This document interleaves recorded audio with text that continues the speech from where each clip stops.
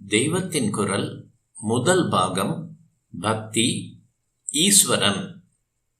ஞானிக்கு ஆத்மஸ்வரூபத்தை தவிர வேறெதுவுமே தெரிவதில்லை. ஒரே பரமாத்மாதான் இத்தனையாகவும் தெரிகிறது என்று கண்டுகொண்டவன் அவன்.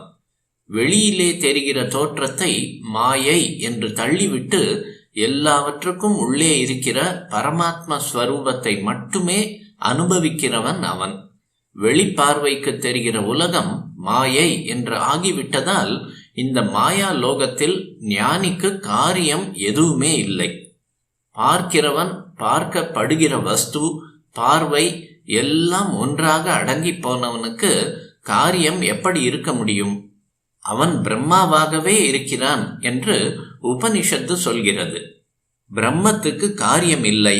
ஆனால் இந்த மாய உலகத்தில் அகப்பட்டு கொண்டு காரியங்களை செய்து வருகிறவர்கள் ஈஸ்வரன் என்று ஒருவனை பூஜை செய்து தங்கள் காரியங்களை நடத்தி தர வேண்டும் என்று பிரார்த்திக்கிறார்கள். நல்ல காரியங்களுக்காக நல்ல மனசோடு பிரார்த்தித்தால் ஈஸ்வரனும் அவற்றை நடத்தி தருகிறார். இதிலிருந்து ஈஸ்வரன் காரியமே இல்லாமல் இருப்பவர் அல்ல என்று தெரிகிறது. நாம் பிரார்த்தித்தாலும் பிரார்த்திக்காவிட்டாலும் சகல பிரபஞ்சங்களையும் இத்தனை ஒழுங்கான கதியில் நடத்தி கொண்டு சகல ஜீவராசிகளுக்கும் சோறு போடுகிற பெரிய காரியத்தை செய்கிறார். காரியம் இல்லாத பிரம்மம் வேறு, காரியம் செய்கிற ஈஸ்வரன் வேறு என்பதா? இல்லை. ஞானியின் பிரம்மமேதான் லோக காரியங்களை நிர்வகிக்கிற ஈஸ்வரனாகவும் இருக்கிறது. சிவனின் தட்சிணாமூர்த்தி கோலம் பிரம்ம நிலையை காட்டுகிறது. அங்கே காரியமே இல்லை, ஒரே மௌனம்தான். அதே பரமசிவன் எத்தனை காரியங்களை செய்திருக்கிறார். சிதம்பரத்தில் ஒரே அடியாக கூத்தடிக்கிறார். தாருகாவனத்தில் பிக்ஷாடனனாக அலைந்து மோகிக்க செய்திருக்கிறார். தக்ஷ யஜ்ஞத்தில் சூரியனை பளீர் என்று அடித்து பல்லை உதிர்த்திருக்கிறார். சுவாமி எப்போதும் உள்ளே அடங்கி பிரம்மமாக இருக்கிறார். வெளியிலே சகல காரியமும் செய்யும் ஈஸ்வரனாக இருக்கிறார்.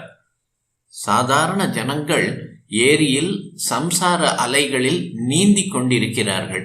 ஞானிகள் மறுபக்கம் வயலிலே நிற்கிறார்கள். நடுவில் ஏரி கரை. அது குறுக்கிடுவதால் ஞானிக்கு ஏரி தெரியாது. சுவாமியோ இரண்டுக்கும் மத்தியில் இருக்கிற கரை மேல் இருக்கிறார். ஏரி தடத்தில் நிற்கிற தடஸ்தன் அவர். அவருக்கு லோகமும் தெரியும், லோக திருஷ்டி நசித்து போன ஞானியின் நிலையும் தெரியும். ஏரியில் முழுகுகிறவனை தூக்கி போடு என்று வயலில் இருக்கிறவனை கூப்பிட்டு அவர் சொல்ல முடியும். எல்லாம் தாமே என்பதை சுவாமி அறிந்திருக்கிறார். ஆனாலும் அவரை வேறாக நினைத்திருக்கிற ஜீவர்களை அவரும் வேறு போல பார்த்து வேடிக்கையும் செய்வார். இதை பற்றி ஸ்ரீ நீலகண்ட தீட்சிதரின் சிவலீலார்ணவத்தில் ஓர் அழகான ஸ்லோகம் உண்டு. அதன் தாத்பரியத்தை சொல்கிறேன். பரமேஸ்வரன் கூலியாளாக வந்து பிட்டுக்கு மண் சுமந்த கதை எல்லோருக்கும் தெரியும். அவர் உடைப்பு அடைத்து ஒழுங்காக வேலை செய்யாததை கண்டு பாண்டியராஜா அவரை பிரம்பால் அடித்தான். உடனே அந்த பிரம்படி பாண்டியன் உள்பட சகல ஜீவராசிகள் மீதும் விழுந்தது. இங்கே தாமே எல்லாமும் என்பதை அவர் காட்டிவிட்டார். இதை பார்த்து கவி கேட்கிறார், அது சரி, உன்னை தவிர வேறில்லை என்ற சிவாத்வைத்தம் பிரம்படி படுவதற்கு மட்டும்தானா? நீ மதுரமான பிட்டை வாங்கி வாங்கி தின்றாயே, அப்போது மட்டும் ஏன் எல்லா ஜீவராசிகளுக்கும் அதை உண்ட ஆனந்தம் இல்லை? அடிபடும் போது ஒன்று, ஆனந்தத்தின் போது வேறு வேறா? சுவாமி உள்ளே அடங்கிய பிரம்மமாகவும் வெளியே காரியம் செய்கிற ஈஸ்வரனாகவும் இருப்பதை இந்த ரசமான கேள்வி மூலம் தெரிந்து கொள்கிறோம். அவர் செய்கிற காரியங்களை 5ஆக சொல்வார்கள். பஞ்ச கிருத்தியம் என்பார்கள். சிருஷ்டி, ஸ்திதி, சம்ஹாரம் என்ற 3 உங்களுக்கே தெரியும். இந்த 3ம் மாயாலோக விஷயம்தான். இப்படி மாயையால் மறைகிற காரியம் திரோதானம் எனப்படும்.